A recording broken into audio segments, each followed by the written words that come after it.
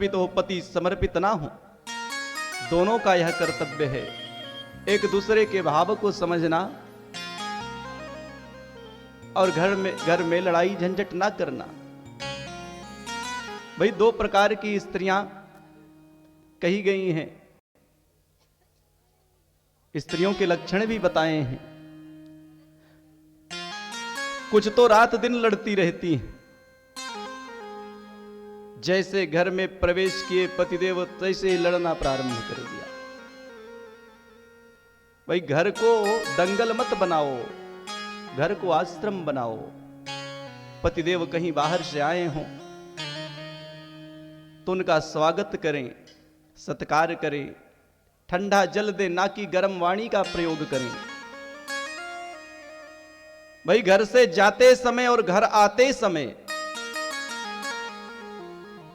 लड़ाई करना अच्छी बात नहीं है, इसका गलत असर पड़ता है। घर से निकल रहे हैं, अब पता चला कांव कांव करके निकले और रास्ते में वही दिमाग में चलता रहा। अब गाड़ी चलाते चले जा रहे हैं, पता चला एक्सीडेंट हो गया, तो नुकसान किसका हुआ?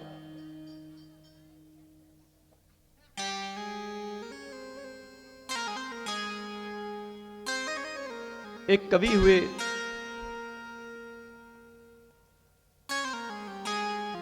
तुकाराम, उन्होंने लिखा है स्त्रियों के लक्षण कि रो पे रहें रोज रार,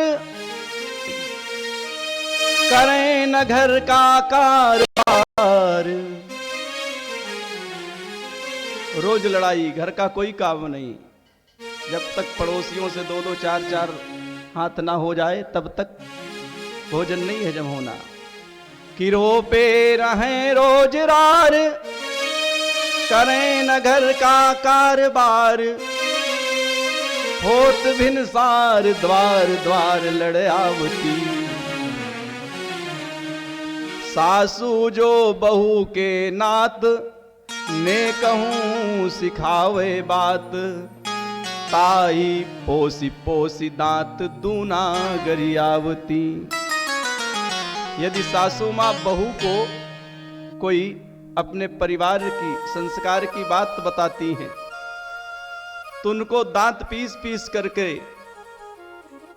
भला बुरा कहती है कि बुढ़िया ही सब करा रही है, बाकी सब घर में ठीक चलता। तो सास हूं जो बहू के नात, ने कहूं सिखावे बात। ताही पोसी पोसी दांत दूना गरियावती। भाखत तुकाराम मोछा जारती, परोशिन के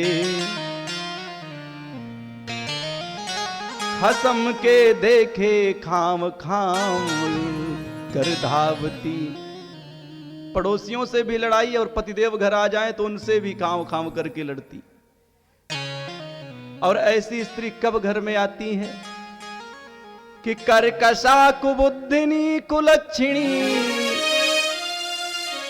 इनको कर्कशा, कुबुद्धिनी और कुलक्षिणी कहा गया है, जिनमें ये लक्षण झलक रहे हों कि कर्कशा कुबुद्धिनी कुलक्षिणी।